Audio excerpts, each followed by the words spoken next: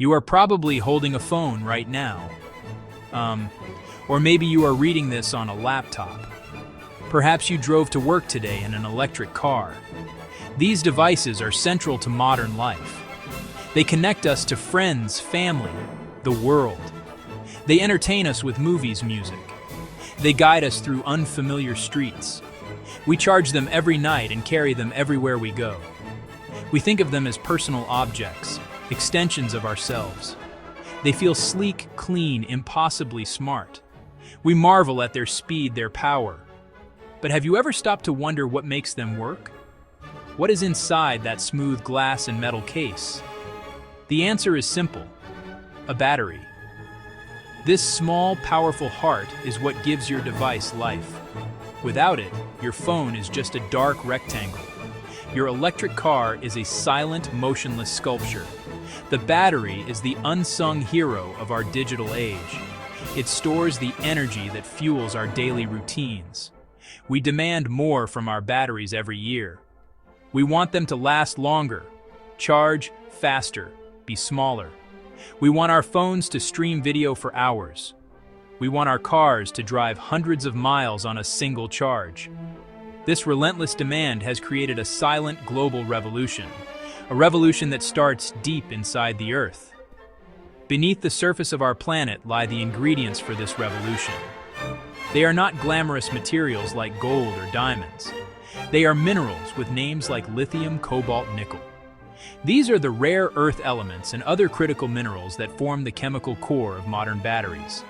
They are the building blocks of our connected world. Finding them, digging them up, and turning them into the batteries we use is a massive undertaking. It is a story that spans continents, involves millions of people, and has profound consequences. It is a story that is largely invisible to us, the end users. This essay will take you on a journey. We will follow these essential minerals from their source to your pocket. We will start in the vast mines where the earth is torn open. We will travel to the sprawling factories where raw ore is transformed. We will cross oceans on massive container ships. Along the way, we will uncover the hidden costs of our favorite gadgets. This is not just a story about technology. It is a story about people, power, and the future of our planet. It is the story of a secret war being fought over the very materials that power our lives. Imagine a single atom of cobalt. Where does its journey begin? It might start in the Democratic Republic of Congo. There, it is dug from the earth by a miner, often by hand. This miner works in difficult and dangerous conditions. He is part of a vast, informal economy that feeds the global hunger for this blue-gray metal. From the mine, the raw ore is packed into sacks. It is then transported by truck over bumpy roads to a local trading hub. Here, it is sold and consolidated with ore from hundreds of other small mines. The journey has only just begun for this single atom, but it has already touched lives and landscapes. From the trading hub, the cobalt ore is shipped to a port. It is loaded onto a massive container vessel, destined for the other side of the world. Most likely, its destination is China. China dominates the next stage of the process: refining. Here, in huge industrial complexes, the ore is subjected to intense heat and chemical treatments. This process separates the valuable cobalt from the rock and other impurities. It is a dirty, energy-intensive business that can create significant pollution. The goal is to produce a high-purity cobalt powder, ready for the final stages of manufacturing. Our single atom is now part of this refined, valuable product. The purified cobalt powder is then sent to a battery factory. These are some of the largest and most advanced factories in the world, often called gigafactories. Inside, the powder is mixed into a chemical slurry. This slurry is precisely coated onto thin sheets of metal foil. These sheets are then cut, stacked, and rolled into the battery cells that we recognize. Our atom of cobalt is now embedded in the cathode of a lithium-ion battery. This battery cell is tested, packaged, and shipped one last time. It arrives at a final assembly plant, where it is installed into a new smartphone or an electric vehicle. Finally, the journey ends in your hand. The car accelerates silently and smoothly. The atom of cobalt, which started its journey in a mine deep in the heart of Africa, now sits just inches away from you. It silently does its job, enabling the flow of electrons that powers your device. Its long, complex, and often troubled journey is completely hidden. The central question we must ask is, what is the true cost of this journey? What are the environmental stakes, human stakes, geopolitical stakes? Let's find out. Our world has developed an unquenchable thirst. It is a thirst for energy, but not just any kind. We crave energy that is portable, rechargeable, and powerful. We want it to fit in our pockets and power our cars. This demand did not appear overnight. It grew slowly at first, then all at once. For decades, the need for batteries was modest. They powered flashlights, radios, children's toys. They were disposable and an afterthought. But then came the personal electronics revolution. Walkman gave way to the iPod. The feature phone evolved into the smartphone. Suddenly, a powerful, long-lasting battery was not a luxury. It was the entire product. This shift created a new kind of consumer expectation. We began to measure our freedom in hours of battery life. A dead phone became a modern form of isolation. A laptop that needed to be plugged in felt like a ball and chain. We wanted to be untethered, to work from a cafe, to stream movies on a train, to navigate a new city on foot. Each of these desires placed a new burden on the battery. Engineers and chemists worked tirelessly to pack more power into smaller spaces. They improved the chemistry, refined the components, shaved millimeters off the casings. The result was the lithium-ion battery, a small miracle of engineering that unlocked the mobile world we now take for granted. The scale of this demand is difficult to comprehend. Every year, billions of new smartphones are sold. Each one contains a sophisticated lithium-ion battery. The average person now owns multiple devices that rely on these power sources. The market for personal electronics is a vast and ever-growing ocean of demand. And this was just the first wave. A much larger wave was quietly building, one that would dwarf the needs of our pocket-sized gadgets. This second wave would not just change how we communicate, it would change how we move. The electric vehicle is the ultimate expression of our thirst for portable power. An EV battery is not just an accessory, it is the engine, the fuel tank, and the heart of the machine. The battery in a single electric car can contain as much lithium as 10,000 smartphones. As governments and consumers turn away from fossil fuels, the demand for EVs is exploding. Every major car company is racing to build electric fleets. This transition represents a monumental shift in our industrial base. It is a shift that hinges entirely on the ability to produce millions upon millions of massive, powerful batteries. The thirst has become a global flood. So, what exactly is inside these batteries that everyone wants? The ingredients are not household names. They are a select group of elements, each playing a critical role in a delicate chemical dance. The star of the show is lithium. Often called white gold, lithium is the lightest of all metals. This property makes it perfect for portable batteries. In a lithium-ion battery, lithium ions are the charge carriers. They shuttle back and forth between two electrodes, the anode and the cathode. One of the most important materials used here is cobalt. Cobalt is a hard, silver-gray metal that stabilizes the cathode structure. It prevents the electrode from degrading or catching fire. But cobalt is also the most expensive and controversial mineral in the battery. Its supply chain is fraught with ethical concerns, sparking a frantic search for alternatives. Another key cathode player is nickel. Like cobalt, nickel raises energy density. More energy in the same space means longer range. Car makers race to add more nickel into batteries. High nickel chemistry is seen as the key to making EVs that can drive 400 or 500 miles on a single charge. Finally, graphite and manganese. Graphite is the workhorse of the anode, the negative electrode. When the battery charges, graphite's layered structure acts like a shelf, neatly storing lithium ions until they're needed. Manganese is a cathode material often used as a cheaper, more stable alternative to cobalt. It doesn't offer the same performance, but is much more abundant and ethically sourced.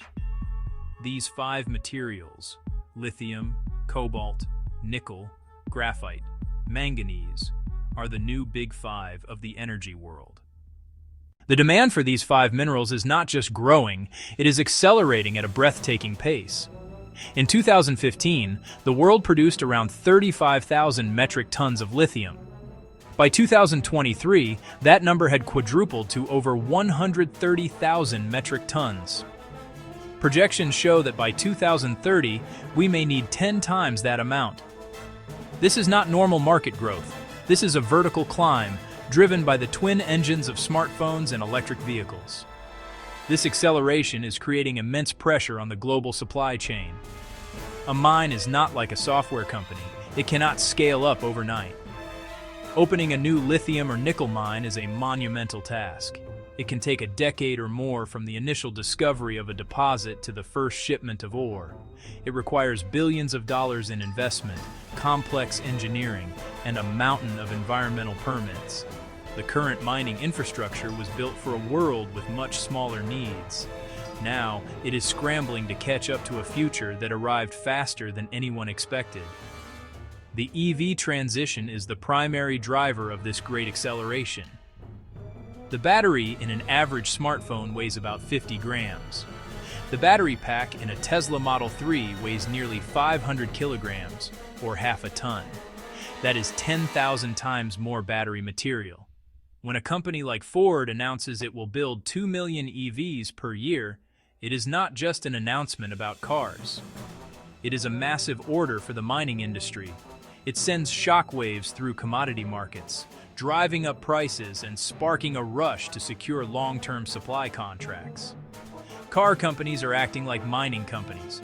They are signing direct deals with mines in Australia, Chile, and investing in processing plants in Canada and Indonesia. They have realized that in the 21st century, the one who controls the minerals controls the future. The explosive demand for battery minerals has created a new global map of power. For lithium, the power lies in the lithium triangle of South America. Chile, Argentina, and Bolivia hold more than half of the world's known reserves. Australia is the other giant. For cobalt, the map is even more concentrated and far more problematic. Over 70% of the world's cobalt is mined in a single country, the Democratic Republic of Congo.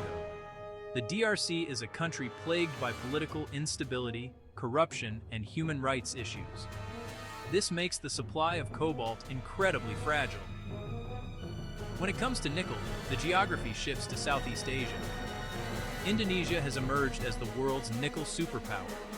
The country banned the export of raw nickel ore, forcing companies to build processing plants within its borders. However, the map of mining is only half the story. The map of processing is even more lopsided. After the minerals are dug out of the ground, they must be refined into high-purity, battery-grade materials. This is chemically complex, expensive, and often polluting. And one country dominates it completely: China. China refines approximately 60% of the world's lithium, 80% of its cobalt, and over 95% of its battery-grade graphite. This means that even if a mineral is mined in Australia or Chile, it almost certainly travels to China to be processed before it can be used in a battery. This processing choke point is the most significant strategic reality of the new mineral map. The journey of our battery minerals begins in the ground. It starts in places of heavy machinery, deep holes, and constant noise. There are two main ways we pull these minerals from the earth. The first is the open pit mine. This is how we get most of our nickel and hard rock lithium. Huge trucks with tires taller than a person crawl up and down winding roads. They carry tons of rock that have been blasted loose with explosives. The scale is almost geological. These pits can be miles wide and thousands of feet deep, visible from space. The work is relentless, operating 24 hours a day, 365 days a year. The cycle of drilling, blasting, and hauling never stops. Each truckload of rock might contain only a tiny fraction of the desired mineral. It takes hundreds of tons of ore to produce a single ton of lithium or nickel. For the workers, it is a life of routine dominated by the rhythm of the machinery. The other method is underground mining. This is how some nickel and cobalt deposits are reached. Instead of carving from the surface, miners descend into the earth through shafts and tunnels. They travel deep below ground in cages, entering a dark world of narrow corridors cut through solid rock. Here the work is more confined, more dangerous. Rock falls, tunnel collapses, poor ventilation. Miners drill into the rock face, place explosive charges, and then retreat before the blast. After the dust settles, they move in to scoop up the broken ore and transport it back to the surface. The second source of lithium looks very different. It does not come from a pit or a shaft, but from vast, arid basins high in the Andes Mountains. Here, beneath the surface of sprawling salt flats, lies a salty brine rich in lithium. To get it, companies pump this ancient water to the surface. They pour it into a series of massive evaporation ponds that stretch for miles across the desert floor. Over many months, the relentless sun evaporates the water, leaving behind a concentrated slurry of minerals. The brilliant turquoise and yellow of these ponds creates a strange, beautiful, and entirely artificial pattern on the landscape. It is a slower, quieter form of extraction, but its impact is no less profound. When we talk about mining, we often picture the large-scale industrial operations, the giant trucks, the deep pits, the sprawling infrastructure. This is industrial mining. It is organized, it is capitalized, it is regulated, at least in theory. Companies like Rio Tinto and SQM use advanced technology. They follow established safety protocols. They are subject to environmental impact assessments and labor laws. This mining supplies most of the world's lithium and nickel. It is the formal face of the global resource economy. It is predictable. It is scalable. It is powerful. But there is another face of mining. It is smaller. It is more chaotic. It is largely invisible to the outside world. This is artisanal and small-scale mining, ASM, especially in the cobalt sector of the DRC. Here, work is done by human hands, not giant machines. Men descend into hand-dug tunnels. Sometimes children descend too. They work without safety equipment, without proper ventilation, without structural support. The tunnels are narrow, unstable, and prone to collapse. Mining here is raw and dangerous, driven by poverty and a desperate search for livelihood. The distinction between these two worlds is crucial. Industrial mining is a business decision. Artisanal mining is a survival strategy. In the DRC, over 200,000 creuseurs work the cobalt sector. They are independent contractors in an informal system. They sell sacks of ore to local traders. Ore from hand-dug pits can mix with ore from industrial mines. This makes it nearly impossible for companies like Apple or Tesla to trace origin, a complex moral and logistical challenge. On one hand, vital income for millions with few other opportunities. Shutting it down would create immense hardship. On the other hand, rampant human rights abuses. Child labor, deadly working conditions, a child digging for cobalt with bare hands, a symbol of the dark side of our clean energy transition, the uncomfortable reality behind the sleek devices in our hands. The two faces of mining, industrial and artisanal, are deeply intertwined in the story of our batteries. To understand the human impact, let's travel to a city like Kolwezi, in the copper belt of the DRC. A city built on and for mining. Then cobalt demand exploded, and the city transformed into a chaotic boomtown, the epicenter of the cobalt rush. A paradox. Immense mineral wealth, grinding human poverty. Life revolves around the mineral trade. Men covered in dust. carrying heavy sacks of ore on their backs. The air is thick with mine dust. This is the front line of the battery supply chain. A flood of money arrived, but it's not distributed evenly. A new class of traders and officials grew wealthy. New hotels, large houses behind high walls. Foreign investors, mostly Chinese, set up compounds, processing plants, and industrial facilities. Islands of modern industry amid poverty. For most, life is a daily struggle. Cruisers do the most dangerous work. They earn just a few dollars a day. The mine is both provider and threat. A path out of abject poverty at a terrible cost. The environmental cost of mining is written onto the landscape itself.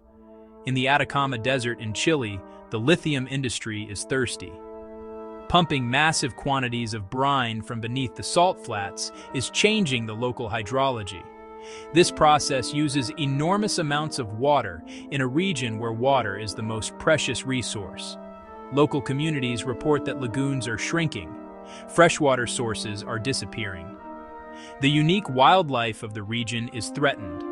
The extraction of white gold is draining the lifeblood of the desert.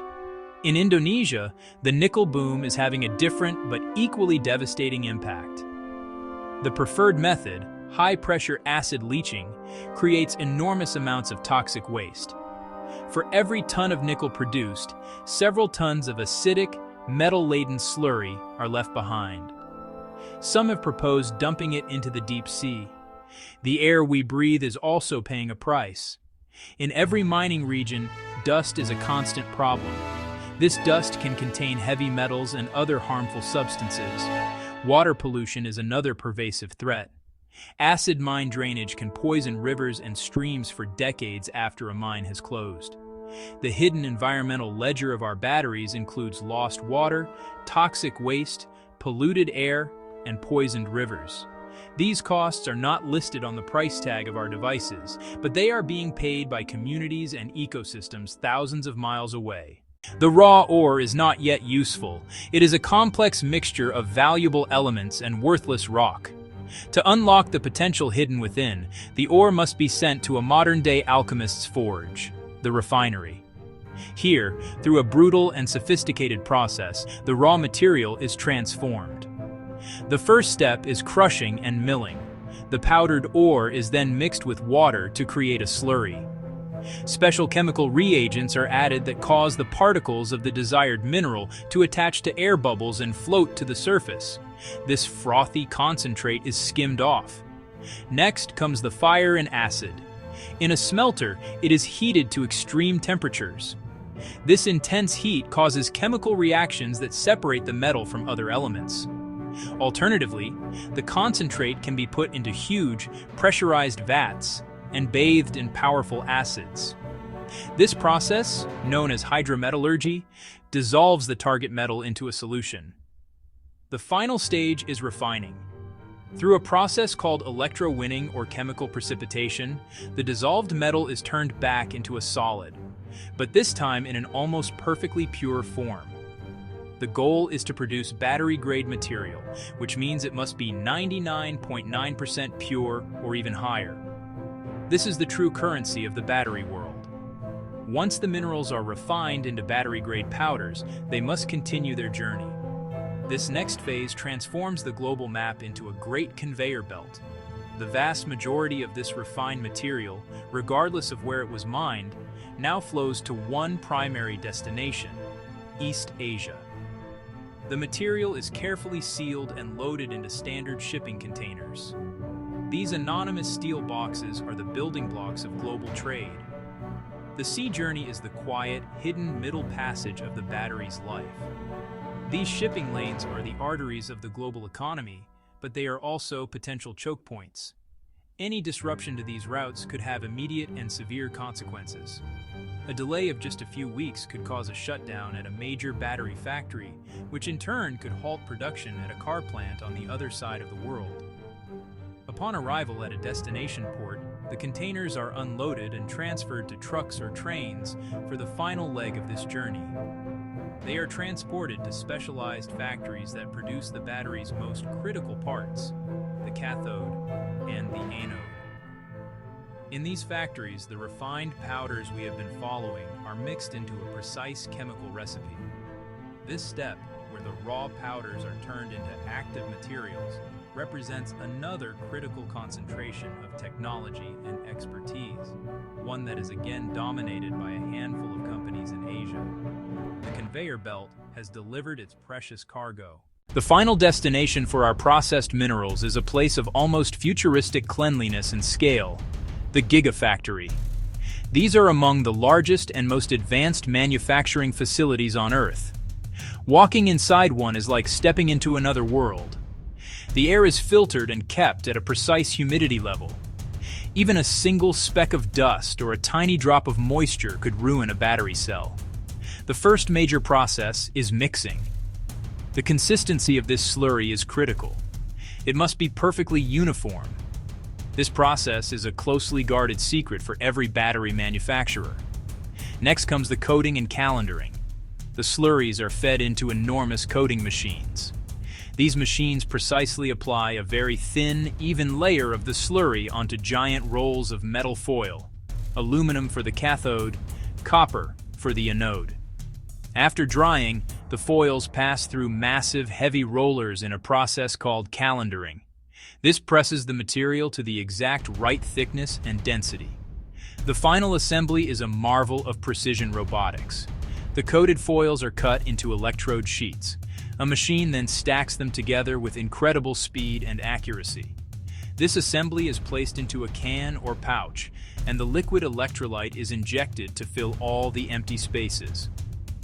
The cell is then sealed, charged for the first time in a process called formation, and tested extensively. Thousands of these finished cells are then bundled together, connected with wiring, integrated into a cooling system and a management computer to create the final battery pack that will power a car or a home. Our minerals' long journey is finally complete. For a century, geopolitics was driven by oil. The world map was shaped by who had it and who needed it.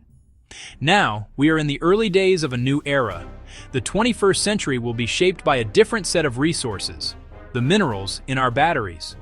The countries that control their extraction and processing will hold immense power.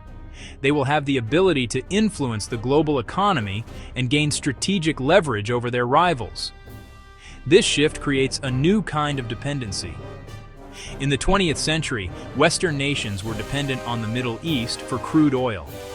In the 21st century, the world is becoming dependent on China for processing. This concentration of power is far more extreme than it ever was with oil. OPEC, at its peak, controlled about half of the world's oil production. China processes around 80% of the world's cobalt and nearly 100% of the graphite used in batteries. This strategic leverage is not theoretical. A decade ago, China temporarily restricted exports of rare earth minerals during a territorial dispute with Japan. The move sent shockwaves through global industry. It demonstrated that control over critical materials could be weaponized. The lesson was clear. Dependency is a vulnerability. For policymakers in Washington, Brussels, and Tokyo, the parallels to the 1970s oil crises are impossible to ignore. The transition to electric vehicles is now a matter of national security. A country that cannot secure a stable supply of battery minerals cannot build a modern economy. It cannot meet its climate targets. It cannot maintain its industrial base. It risks being left behind, beholden to the political whims of its suppliers. In this new era of competition, the supply chain itself has become a battlefield. China has already begun to flex this muscle, announcing export controls on graphite, citing national security. Nations are engaged in a global scramble to lock down future supplies of raw materials. They are financing mines, building infrastructure, and offering attractive financial packages. The era of a seamless, globalized supply chain is coming to an end. It is being replaced by a system of competing economic and security blocs. The United States is actively working to build a friend-shoring network. The U.S. Inflation Reduction Act provides massive tax credits for EVs, but only if their battery minerals are sourced from the U.S. or its allies. This creates a choice for resource-rich countries. Do they partner with China for fast development or with the West for a potentially more sustainable deal? Ultimately, this is a race against time. The choices made in the next 5 years will determine the geopolitical landscape for the next 50. Failure will mean a world where the hidden world of minerals becomes an open and destabilizing conflict. We have traveled the long and arduous path of the minerals that power our modern world. Our journey began with a simple, sleek device in our hands and led us deep into the earth. But as we have discovered, it is a system that comes with a hidden ledger, an accounting of costs that are not reflected in the price of our gadgets. These costs are paid by people and the planet. The artisanal miner in Kolwezi, the farmer in the Atacama Desert, the communities in Indonesia. These human and environmental costs are the invisible subsidy for our clean, quiet electric vehicles and our powerful, pocket-sized supercomputers. Facing these immense challenges, it is easy to feel powerless. Yet the future is not set in stone. Meaningful change is possible, driven by technological innovation, smarter policies, and conscious choices. One of the most powerful solutions is to create a robust circular economy through recycling. Today, less than 5% of lithium-ion batteries are recycled. Building advanced recycling systems that can efficiently recover these critical materials from old phones and EV batteries is essential. This would create a secure domestic source of supply, reducing our reliance on new mining. Simultaneously, the world's scientists are racing to invent better batteries, investing in alternative chemistries that use more abundant and less problematic materials. They could be perfect for stationary energy storage or lower-cost electric vehicles. This diversification is a crucial strategy to ease the pressure on the most strained supply chains. Governments and corporations must demand and enforce greater transparency. Clear regulations that mandate ethical sourcing and set strong environmental standards are a prerequisite for a truly sustainable industry. Ultimately, the power to reshape this map rests with all of us. As consumers, our choices send signals to the market. As citizens, we can demand policies that promote recycling and fund research. The device in your hand connects you to this vast global story. Its journey from the mine to your pocket is fraught with hidden costs, but it is also filled with opportunities for change. Our everyday choices, amplified by smart policy and bold innovation, can ensure that the clean energy future is a future that is truly clean for everyone.